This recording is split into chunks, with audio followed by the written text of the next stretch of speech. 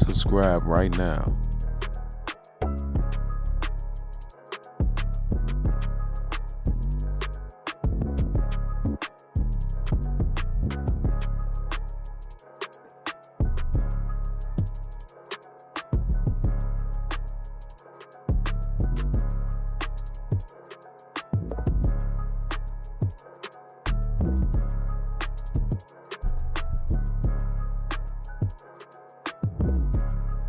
Welcome back. Today we're doing a deep dive into a really specific moment. Chicago, summer of 1997. We're focusing tightly on the South Side, an area called Moetown. There was deep Black Pea Stones territory, the BPS, between roughly 49th and 54th. Right, a real stronghold. And the sources we looked at posed this really counterintuitive question. Citywide crime was supposedly going down. So why, in Moetown specifically, were gang members apparently killing each other at such an intense rate? It just seems paradoxical. It absolutely is. I mean, you look at the official stats for Chicago between 96 and 97, overall index crime down 1%, lowest in, over a decade? Yeah. And the murder rate fell, too, by about 4% citywide. So on paper, things looked better, but our sources are clear. That drop masked what was really happening on the ground in certain spots. These hyper-local corridors, like Moetown, saw gang homicides actually spike. The violence didn't vanish, it just got concentrated and really intense. Okay, so let's unpack that. If the big picture looked calmer, what was happening structurally to make places like Moetown explode? Well, the sources point to two big things hitting at almost at the same time. First, massive intervention, federal and local police. There was this huge operation, and in May 97, they arrested over 70 high-level gang figures. That's neat. Wow. Yeah, and that just ripped the leadership out of gangs like the Gangster Disciples, the GDs, and also affected the BPS structure. Suddenly, there's this huge command vacuum. These groups relied on central command, to keep truces, hand out discipline, what they called violations, a beating maybe, or a fine. Right, internal rules. Exactly. But with the top guys gone, local beefs, small disputes, they just went straight to lethal force. Instantly. Hang on. So taking out the leadership didn't stop the violence, it just removed the brakes.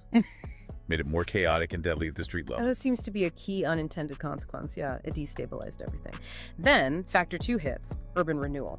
The city was tearing down the big public housing high-rises. So you had thousands of people displaced, including, established gang members and their networks.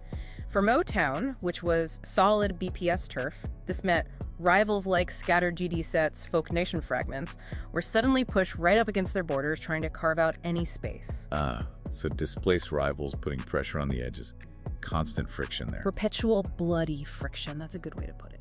So Moetown in summer 97, was it mainly BPS fighting these incoming rivals, these displaced GDs? I mean, the GDs were weakened too by those arrests. They were, yeah. And that's definitely part of it, but it's like maybe only half the story, maybe less. What the sources really stress is that a huge chunk of the violence was internal, within the BPS ranks. Internal. BPS on BPS. Exactly. See, Moetown wasn't some single unified BPS army. It had its own factions. The sources name specific sets like the Papa Heads, Key to Crazy, the Folly Boys. These were all technically BPS, but they were distinct groups. And with the central BPS leadership weakened by those same arrests we talked about, that command vacuum. It empowered these smaller BPS factions.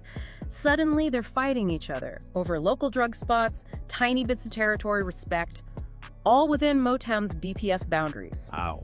That internal conflict BPS sets killing other BPS sets, that was the core of that killing each other dynamic people were seeing. So this wasn't just a blip. It sounds like 97 was more like the start of something new, a blueprint almost. Yeah. This shift, from the big organized super gangs to these smaller hyper-local cliques just battling it out block by block, that became the new model. That's what analysts were seeing. It was a critical transition. The very success of law enforcement in dismantling the top tiers, the big gangs, it seems it inadvertently created the conditions for this fragmented, chaotic, and often more lethal violence at the neighborhood level, like in Moetown. Disruption leading to, a different, maybe even scarier kind of violence. Intense, unpredictable, internal. Yeah. Well, thanks for breaking that down. It's a complex picture. And for you, the listener, here's something to think about. That summer in 1997 really highlights how disrupting a large organization, even a criminal one, doesn't always just reduce the problem. Sometimes it can decrease the overall scale across a wide area, sure, but it can massively increase the intensity and deadliness on the ground in specific places. So the final thought is, What are the wider, maybe unforeseen consequences whenever we disrupt any kind of centralized power? Something to consider. Now, the war really was over. Wakita going to jail, and they honored him as a chief. And probably other things too, but that was the main thing that started the war. How they all met up in this park right here, Sherman Park. And both sides let it be known. And it's basically Sherman Park divided the town. One side east of the town, then you got the other side west of the, well, east of Sherman Park, and then the other side west of Sherman Park. And that's basically what it was. All because he got locked up, so, and a lot of people died, man. What they did to John Skeet was bogus. But, rest in peace to them. 97, they lost their life. I'm sure their kids heard stories, the real story, they got murdered by the Blackstones, their own brothers. So, I don't know who started what side started who first, shot first, but don't even matter, man. Joining the gang ain't worth it. I'll tell you all, joining any of that is not even worth it. You're not gonna get nothing out of it. I think it ain't been said enough. There's only two outcomes of the streets. Read it and weep.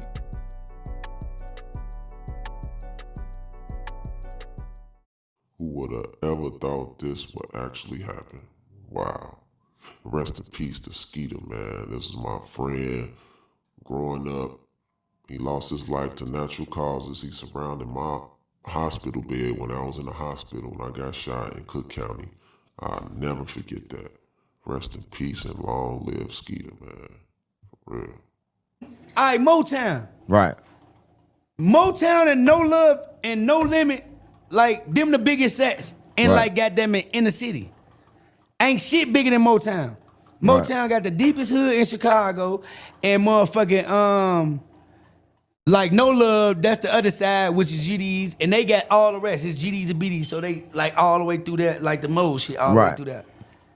Them the Right. deepest set.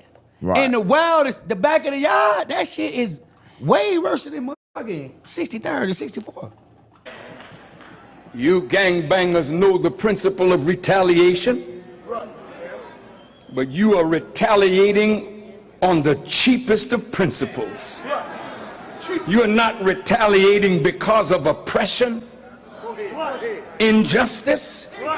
You are retaliating because you don't like the color that your brother is wearing. You don't like the gang that he's a part of.